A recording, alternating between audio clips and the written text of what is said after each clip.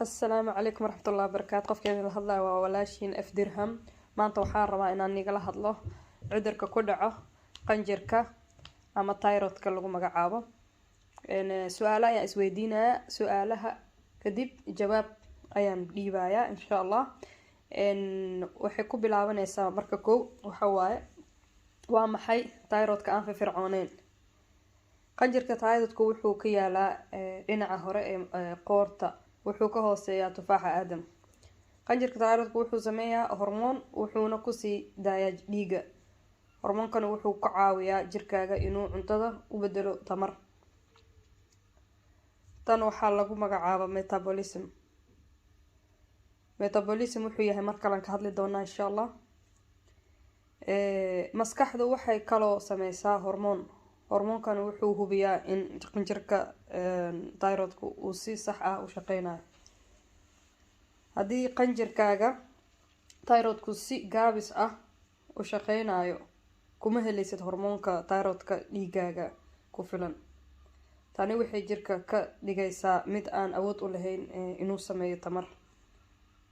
dheefshiid kiimikaadka ayaa aad u gaabis ah tani waxay jirka ka dhigaysaa mid aan si fiican u shaqeyn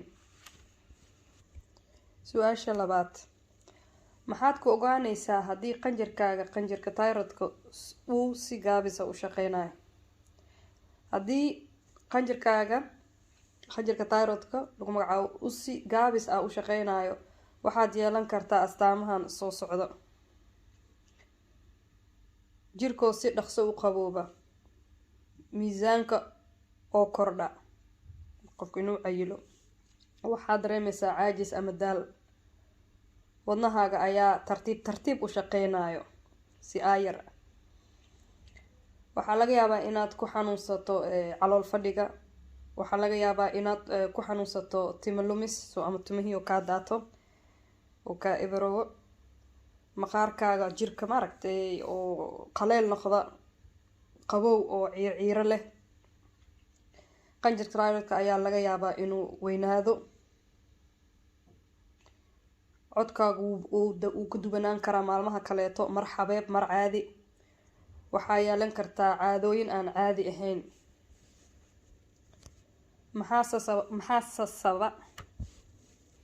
maxaa sababa qanjirka thyroidka inuu si gaabis ah u shaqeeyo caadi ahaan qanjirka thyroidka wuxuu shaqeeyaa si tartiib ah cudurka lagu magacaabo Hashimoto waa maxay cudurka Hashimoto waa cudur ku dhaca qanjirka thyroidka kaas nidaamka difaaca gargaarka oo ah diirada u saarayo unugyada thyroidka taas oo keenaysa inuu aydan burburaan caadi ahaan qanjirka thyroidka wuxuu shaqeeyaa si tartiib ah cudurka lagu magacaabo Hashimoto waa maxay cudurka Hashimoto wuxuu ku dhacaa qanjirka thyroidka kaas nidaamka difaaca u gargaarka ah diirada u saarayo unugyada thyroidka taas oo keenaysa inuu unugyada ay burburaan iyo qanjirada thyroidka si tartiib ah u yaraadaan una yareeyaan hormoonka thyroidka cudurkan habka difaaca jirka ayaa ku jahwareersan difaaca jirkaaga ayaa markaa wareeraya qanjirkaaga cudurkan habka difaaca jirka ayaa ku jahwareersan difaaca jirkaaga ayaa markaa wareeraya qanjirkaaga qanjirka thyroidka wuxuu bilaabaa inuu sameeyo hormoono yar u dambeyntiina wuxuu joojiyaa inuusan si buuxda u shaqeynin cudurka noocan oo kale ah ee habka difaaca jirka waxaa loo yaqaan difaaca jirka oo dhan su'aasha afraad sababaha kale ee thyroidka aan firfircooneyn waa cuduro kale oo ku dhaca habka difaaca jirka caabuq qanjirka thyroidka ka dib dhalmada soo naagta markay ilmo dhasho qaliinka qanjirka thyroidka da operation gasho kale shucaaca qoorta daaweynta idiyoodka ka shucaaca leh daawooyinka ay ku jiraan lithiumka ama iodium su-aasha shanaad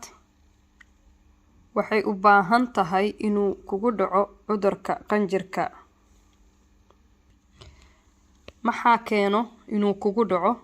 cudurka qanjirka ee thyroidka waxaa keeni karo haddii famil dhaxal u leeyihiin qofka dumarka ah sanadka ugu horeeyo qofka markuu caruur dhalo iyo qofka markuu weynaado ama da' uu noqdo su-aasha lixaad sideed ku ogaan kartaa inaad qanjirka thyroidka uu si gaabis ah u shaqeynayo waxaa lagu ogaan karaa tijaabooyinka dhiigu waxay muujin karaan in qanjirka thyroidka uu si gaabis ah u shaqeynayo ma jiro hormoon thyroid dhiiga ku filan hormoonkan waxaa lagu magacaabaa bilaash ta4 caadi ahaan ta4 bilaash ah wuxuu u dhaxeeyaa 9.0 iyo 24.0 badanaa waxaa jira hormoon badan oo maskaxda ah oo caawiya qanjirka thyroidka hormoonkan waxaa lagu magacaabaa TSH caadi ahaan TSH wuxuu u dhaxeeyaa 0.4 iyo 4.0 7 maxaad sameyn kartaa haddii qanjirka thyroidka uu si gaabis ah u shaqeynayo wax badan oo aad adigu ka qaban kartid arrintan naftaada ayaa jirto waxaad u baahnaan doontaa inaad qaadato daawooyinka soo celinaya hormoonka thyroidka kugu filan sidoo kale hubi inaad cuntid cunto caafimaad leh jimicsi joogto ah wuxuu kaloo kaa caawin karaa inaad dareento fiicnaan ama firfircooni 8 uur ma qaadi karaa thyroidka aan firfircooneyn dartiisa ma rabtaa inaad uur yeelato mise uur baad leedahay marka waa muhiim inaad ballan ka qabsato dhakhtarkaaga tani waa sababta oo ah waa in dhiigaaga la hubiya bilowga uurka waxaad u baahan tahay hormoon thyroid badan markaad uur leedahay naftaada iyo tan ilmahaagaba ku saabsan daawooyinka thyroidka qanjirka thyroidka oo aan firfircoonin ayaa si fiican loogu daaweyn karaa daawooyinka ay ku jiraan hormoonada thyroidka waxaad ogaan doontaa oo kaliya in daawooyinka ay ku caawinayaan dhowr toddobaad kadib waxay qaadan kartaa dhowr bilood hormoonka thyroidka ee kugu filan inuu ku laabto dhiigaaga caadi ahaan cabashooyinka ayaa dhammaantoodaba ka baaba'a ama ka yaraadaan mahadsanid F Dirham